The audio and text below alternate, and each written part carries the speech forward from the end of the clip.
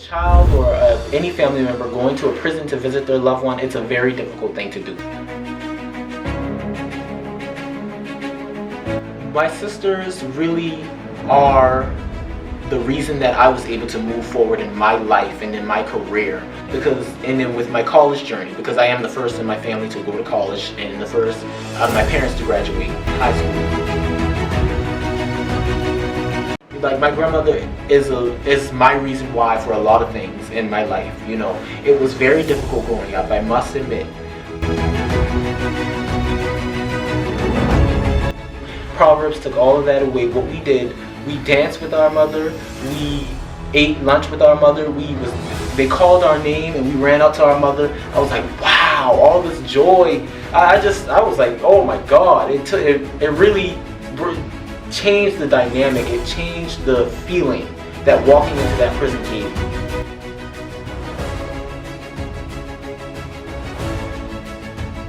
We'll cook rice, and she would feed my sisters and feed everyone else in the house. And she would have to eat the hard part of the rice at the bottom of the pot.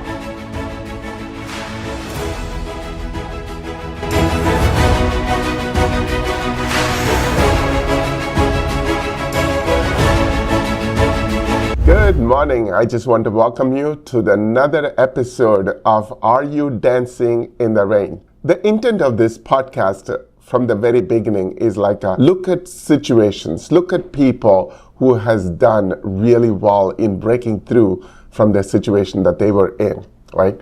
When I wrote this book, Are You Dancing in the Rain, in 2012, what I saw in that journey was like there were people that I came across in my life who didn't know how to battle certain challenges, who didn't know how to go through life when the troubles hit them, right? But somehow they figured out a way to battle through their hardship. I saw my mom, right? When she was abandoned by her husband with a 6-month-old baby, how did she survive? Where did she get that energy? A woman who grew up in a village without much of education, how did she survive that? And I saw my uncle, right? He is just like one of those characters where he went from a village that had no electricity to become a deputy collector in the southern part of India. And how did he manage to bring people from his village, his brothers and sisters, and made them settle down? How did he find that energy? How did he dance in that rain? That always amazed me. And so this podcast is about finding people like that who actually fight for their life. This podcast is not about a people wallowing and having a pity party. This is about a people who can gallantly come out of the situation that they're in. And today we have a special guest like that with us. His name is Marvin. It was just unique on how I came across Marvin. Really, I saw Marvin about 10, 12 years ago in one of the facilities, and somehow in December, I got a call from the lady who's just managing our Facebook, and she said, there is a kid named Marvin. He really wants to talk to you. And I said, okay. But I was traveling at that point, and then she came back in a week later. She said, no, this kid is really wanting to talk to you. I said, okay, of course, we will talk to him. And so that's how it began. So let's introduce Marvin Brown to you guys. Alrighty, Ps.Cyril, I have to say thank you for inviting me to this podcast and having this conversation that is very important to have about a topic that is oftentimes overlooked. Amen. Wonderful. Marvin, tell me a little bit about yourself, and what is the reason for you to, ping on that Facebook to talk to me or talk to somebody at Proverbs 2-6? Okay, to answer the first question, a little bit about myself would be, I grew up in Charleston, South Carolina. I am currently a junior at Johnson C. Smith University, majoring in business management with a minor in social work. It was very imperative for me to reach out to you because I remember the impact that Proverbs 2:6 and you had on my life when I was a child going through my mother's incarceration. I am at the point of my life where I think that I am fortunate enough to pay it forward. So I wanted to impact the children who are still going through incarceration with their parents. So when I came across a post that you had on LinkedIn, I don't know how I did. I said, I have to reach out. And I was very afraid to, because I know that you have a busy schedule and that I may have had to reach out to a third party. But I said, whatever I have to do to reach out to Mr. Cyril, I'm going to do it. And I did. And it ended up working fine because I'm attending school currently in the same city that you are in most of the time. So it worked out perfectly. Marvin, I was so happy when I heard from Debila that you wanted to come and speak to me. Why? Because it is something that I wanted to do for a very long time. And especially this year, one of the things that we wanted to do in Proverbs 2-6 is this, right? When I go into prisons and we do events like a Proverbs 2-6 events, you have like a 20 kids, 30 kids come see their moms and dads, right? When we have like a, well over 100 or 200 kids, how come we are only having 20 or 30 kids, right? It's because a lot of times these children are very afraid of coming, right? Yes. And they are thinking like, I'm going through this struggle and I'm angry, I'm frustrated, right? And so today, when even outside Proverbs 2-6, when we have like a people come in for a visitation, the number of people that are in the visitation or do the visitation is less than 10 to 12% in major cities and in many of the prisons across the country, right? And one of the things that we really wanted to energize our children and the caregivers that are watching this, right, is this, that there are situations, there are people like them, right, like you, Yes. right, who has gone through a very similar experience, and you come out of that situation, right? So my next question to you is this, right? Okay. Marvin, right? Yes. 10 years ago, right? Yes. Probably was same like some of the kids that I'm running into today. Angry, frustrated, scared, All of that. doubtful, Yes. right? What was it like for a Marvin to get a call from somebody like a Brenda Gibbs or Sarah Jackson to come visit their mom, right? This would have been an experience that you probably haven't heard before. Proverbs 2-6. The first time when you came in, you probably have no expectation walking into that prison, right? And throughout the whole day, a lot of things happened for you, right? And so I want you to talk about that experience of coming in, seeing your mom for the very first time. Now that's right, Mr. Cyril. When we went, my sisters and I and my grandmother, we individually visited my mother without the program. And I can say that it was a significant difference from when we went with Proverbs 2-6, because Proverbs 2-6 did an amazing job of bringing joy to that day. Now, a child or any family member going to a prison to visit their loved one, it's a very difficult thing to do. But Proverbs really took the difficult part out of it. When we went to the prison to visit my mom, it was very joyful. Now, when we go individually, it's very restricting. You can't talk to other people, other families. You have to sit over here and the prisoner has to sit over here. It's very restricting. You can't really embrace your family member like how you would like to. Proverbs took all of that away. What we did, we danced with our mother. We ate lunch with our mother.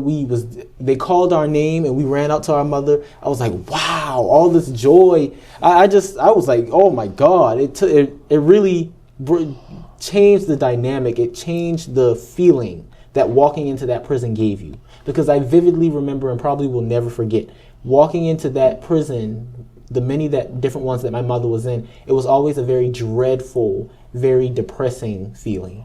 But walking in with your organization, it was like, wow, we're going to have a party. We're going to enjoy our time with our mother who we haven't seen in months, with our mother who can't take us to school, with our mother who we can't wake up next to like how other children can.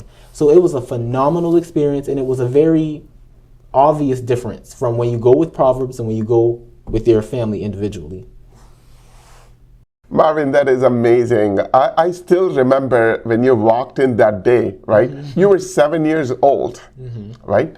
And you had three sisters, and I remember distinctly the one of your three sisters were like 3 months old. The first time when I saw you, that was the situation, right? Yes. But I also saw in you an admiration that you had for your grandmother. Yes. And even now when I talk to you, I can tell how much you love your grandmother. Yes. I see that you have an admiration for your mom as well in this whole journey, right? Sir. Nothing changed for you, right?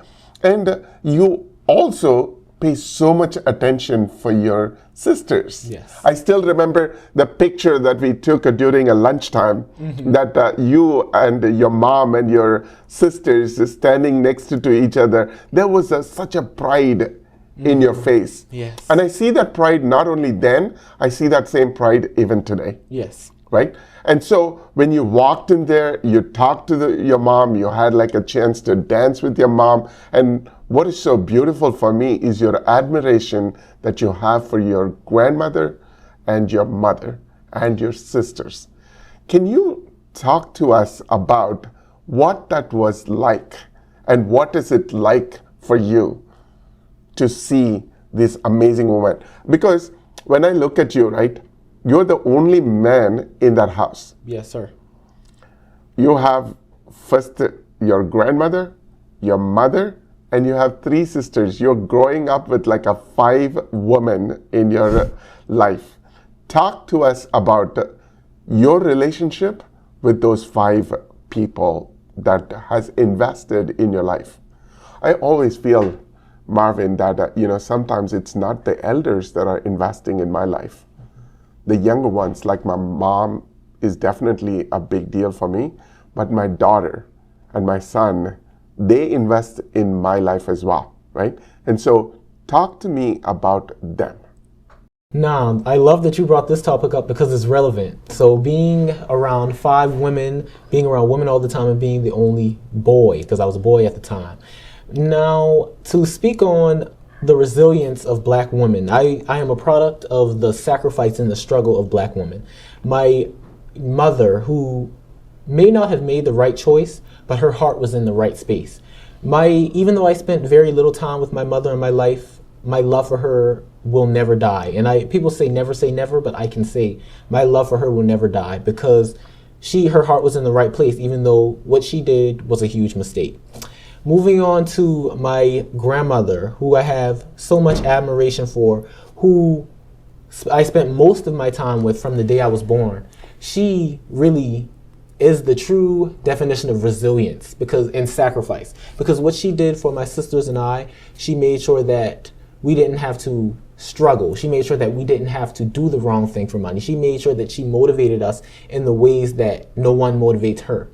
Education, even though she only made it to the 11th grade, education was something she emphasized like it was winning the lottery. Well, education was like winning the lottery to her. Go to school. I don't care how expensive it is. I don't care how hard it gets. That is your way out. Education, education. I remember the times that my grandmother would cook rice and she would feed my sisters and I and feed everyone else in the house.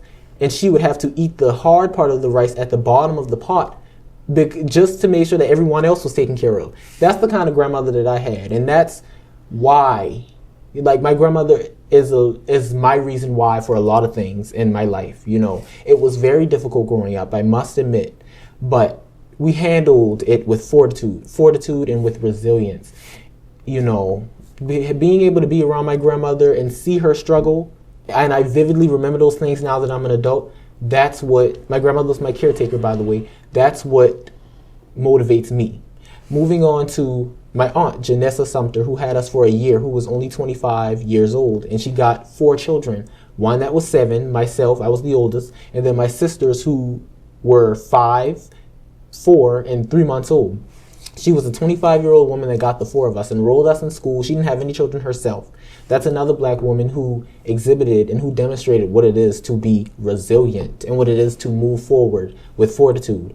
My 3 little sisters, when I think of them and how it was for us growing up, I just can't even put the emotions that I feel into words. It's more so tears that I will not cry today, even though it's okay to cry. But my sisters really are the reason that I was able to move forward in my life and in my career, and then with my college journey, because I am the first in my family to go to college and the first out of my parents to graduate high school. So my sisters always remind me that the driving force behind them getting up is the fact that I am in college and the fact that I'm moving forward. And me being in college gives them hope for a better life or a better future. And that reminds me every day that I cannot give up, that I will not give up until I will not give up. I will not give up, because my sisters are depending on me.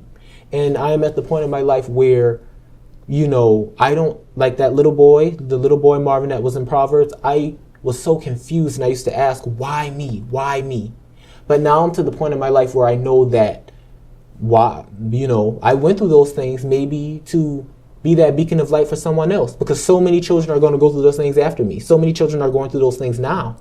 So maybe it's me that is supposed to motivate those children, that's supposed to be there for those children, because you need people in your life who can relate to your situation. You need people who knows what it's like to have this circumstance, to have that circumstance. I understand how it feels to have both of your parents out of your life, to be raised by someone else, to never have access to your parents, to go months without talking to your mother, to wonder if she's even alive still, because you don't know what's happening behind the prison walls. And during the pandemic, it was awful because I went years without seeing my mom because of the restrictions and everything. So I'm wondering what's going on. I wasn't able to talk to her. We weren't able to do anything. I went through all of those things, and I'm to the age where I know now I went through all of those things to motivate people that come behind me. And that is why. And that is how it was. That is why I am the way that I am, and that is how it was. That is what the result of me growing up around those 5 women that you previously talked about, that growing up around sacrifice and resilience, that's my answer. Amazing, Marvin. I am so glad to hear that answer. I was just so bubbling with joy when you talked about your grandmother, your mother, and your sisters, right? But here's the question for me. When you were there inside that facility, spending time with your mom that day, right? There was like a one time, or I believe like a 2 or 3 times you had a chance to come see your mother, and there were times that your mom would get on her knees, wash your feet, and ask for forgiveness, right? And my question to you is, have you forgiven your mom? Did you forgive your mom then, or did you forgive your mom later in your life, right? That's number one question. The second question that I have for you is this. Where is your faith in all these things, right? Where is God in all these things? Was God a factor in your decision making, right? I want you to talk about because a lot of times what I find with these children is that they're wallowing, they're struggling, they're just looking for a rope for catching on to, right? Now, you have come out of that situation, right? When somebody looks at you, right, they're looking at a Marvin who has actually succeeded in that journey, right? So if you want to talk to a Marvin who is 10 years younger to you, right, this question is for that younger version of Marvin who's struggling today, right? So talk to me about your faith. Talk to me about God in your life, and also talk about at the end, were you able to forgive your mom, and when did that happen? Okay, I have to say that God has played a huge role in my life, even though Christ is something that I battled with throughout all of my hardships in life. So what I will say is that, firstly, growing up in a black church, growing up in a black household, a lot of things around me that were happening were very contrary to Christ. You would see people go to church every Sunday, or go to church even on the days that it wasn't required to go to church. So go to church throughout the week. But when they're outside of the church, they're living a lifestyle that is really? Is this the same person that was in the church? So that's what I would grow up around. So I often was like, wow, I went to church every Sunday, but I had such bad examples that I was around. I was around a lot of hypocrisy.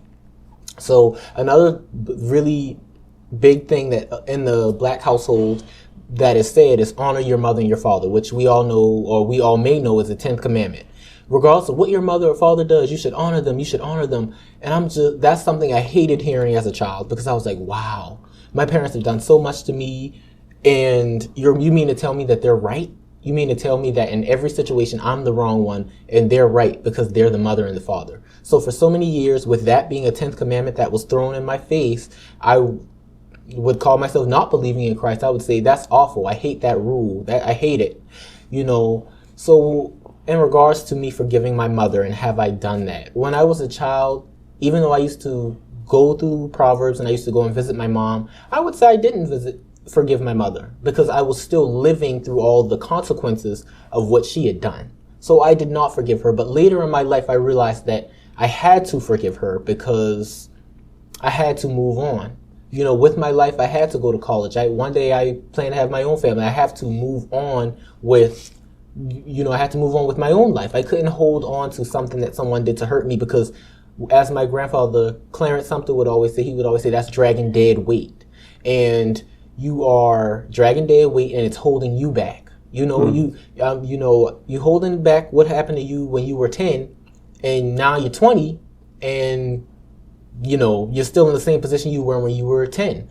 There's a lot of people in their 30s that right now that are struggling from things that happened to them when they were 9, and that's okay. But you have to deal with things when it happens so that you can move forward. So me forgiving my mother and me forgiving all the other people that did me wrong was important for me to move forward. So on the question of did I forgive my mother, I would say yes, I have. But initially I did not, because I was not in a space where I understood that it's important to forgive people for yourself, as a believer.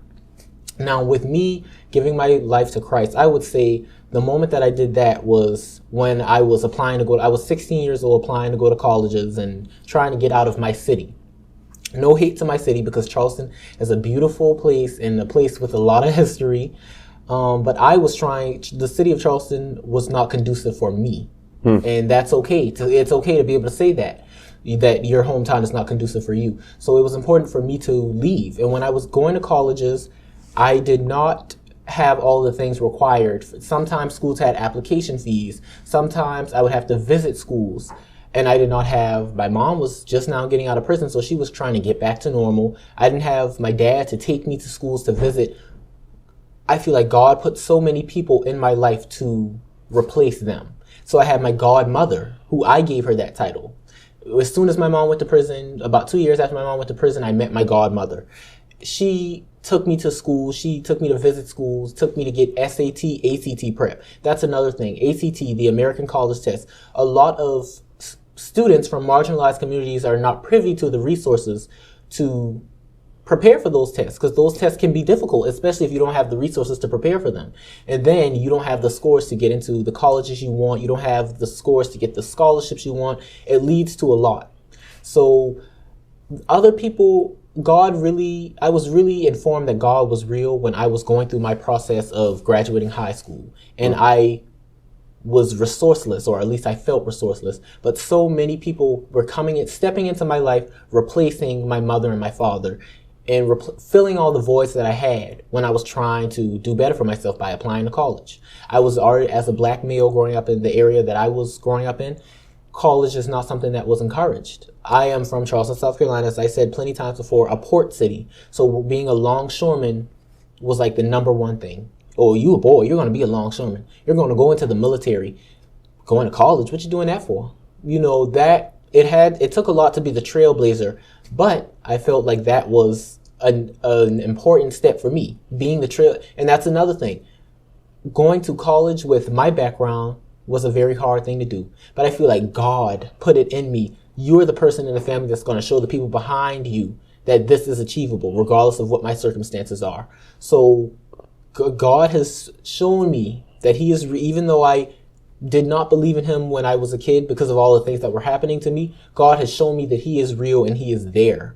And in adversity, you will face adversity throughout everything you go through in life, but it's about having faith in God, and it's about moving forward with fortitude, a word I keep using, because it's something that I had to have. I had to have fortitude. I had to have resilience. My siblings, my caretakers, my aunt Janessa, everyone that took part in raising me, which it was multiple people, not just two people like traditionally. I had to move forward with fortitude. Marvin, it was an amazing answer. In fact, you answered more questions in that last question answer than what I had anticipated. But what I was really amazed by is this, right? You are the first one in your generation to go to college, right? That is very unique. And you talked about like how you had to fight through all the odds in getting to that place, right? And you also have several unique experiences in your life. Why? Because each of us have our own unique experiences, right? As we are coming to the wrap of this whole episode, I really enjoyed, everything that you said in this whole episode, your life. And people, when they see this thing, they can actually feel who you are in this journey, right? But what I want you to answer this time is this. What was the unique circumstances that you have faced like this in your journey, right? And how you can tell a younger version of Marvin from growing up like this, if you have to talk to the younger version of Marvin, what would you tell that person, right? To look forward to go overcome some of the experiences that they are going through, right? I'm very concerned over some of these children that are coming to see their moms and their fathers, right? But more concern for me is this. There are over 88% of the children and the family members are not actually coming to see their mom or dad who are serving time in prison today. Why is that so important? Because if you don't have that relationship with that mother or father while this separation is happening, and when you get a chance to do it again, you really don't have a need for them. For example, if somebody is like 5 years old when their dad gets arrested, right? And if the dad gets like a 15 years of sentence, right? By the time the father leaves that facility, the girl's now 20 years old, right? If she knew how to live without that father for 15 years, she has no use for that father now when he comes out of that prison. Yes, of course, there are acts of shame that they have to go through in the process. But unless you reconcile that relationship with that father or mother, the chance of reconciling later becomes even harder, right? So as we talk about today, I want you to wrap today's episode by talking about like your experience as well as how you would tell a younger version of Marvin to change his perspective or lifestyle. Thank you, Mr. Cyril, for inviting me on the show and having this much needed conversation. It really brought back so many memories of 10 plus years ago of the things we did through the program, with the baptism, with the washing of the feet, with the eating lunch with our moms, with our names being called, all of that. Things that I'll never forget, but it was really good to be reminded of it today. Now, I will say it was challenging growing up with a parent that was incarcerated, because there's so many things that come from that. There's so many things that come from having a parent that is incarcerated. One of the challenges would have to be school. Everyone in school knowing about it and being bullied about it, and being talked about or being looked at a certain way. Because he comes from this circumstance, this is who he will be. I feel like a lot of times in my life, a lot of people have put me into a box saying that this is what I come from, so this is what I will be. And that is not true. So what I will say to children, what I will say to people going through this situation now, don't give up on that relationship with your mother or your father. I would say it is very important to forgive for many different reasons, but one of the most important reasons is for yourself. You have to let go of dead weight in order to move forward, because what dead weight will do is hold you back. You have to find a way, and whatever that means for you. It meant something different for me, it meant something different for you, and it means something different for any child that's watching. whatever you have to do to let go of what it is that's holding you back, try to let go of it in a healthy way, in a legal way, and move forward for yourself. Don't let your situation turn your heart cold. Don't let your situation turn you into a villain, because there really is a beautiful part at the end of the tunnel. This may seem like a tunnel, but there is a light at the end of the tunnel. That's what I would have to say to myself. I would have to say that to the 10 years ago Marvin who I was. I would have to say that to the children who are going through this current situation. And another thing I would love to say is that I am thankful for all of the gems and all of the people that God has placed in my life in to replace my mother and father, because my mother and father were not around. So God placed a lot of other people in my life to replace them, from my Aunt Janessa Sumter to my godmother Mary Edwards to my grandmother that I always talk about, to my late cousin Catherine White, to my grandfather Clarence Sumter, to all those names plus so many more that I named who have helped me move forward, who without them I would not have moved forward, because it's not just me. I didn't get to this point by myself. So it's important to highlight all those people who have helped me. And thank you for giving me the space to do that. Marvin, thank you so much. It was an amazing interview. We had a great time talking to you about your past.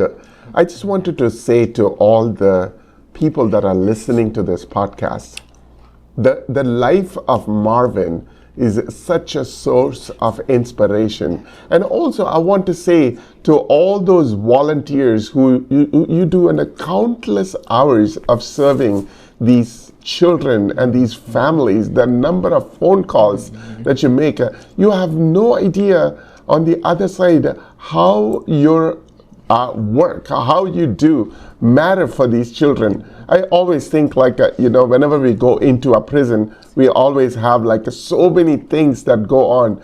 But when I look back at a day after that event is over, I always feel like that day was already painted by God several months and years ago, and that we happen to be in that picture, right? And so I want to encourage all of you that are listening to this, what you do matter. And also I pray if there is a child that is watching this and listening to what Marvin went through, I want you to know that Marvin did not have an easy life. He had a tough life. He had to go through all that he has to endure. But here's the thing, he looked out for people. He looked out for the people that helped him along the way. If you can listen to all that he said, you can tell there is a gratitude that he had for the people. And this was a unique interview, and we just enjoyed talking to him. And I hope it has been a blessing for you as you listen to this podcast. And we will come back again with another episode of Are You Dancing in the Rain? We want you to subscribe to this channel. And also, if you have any comments, you can do it below this video. Thank you so much for watching, and we'll come back with another episode of Are You Dancing in the Rain?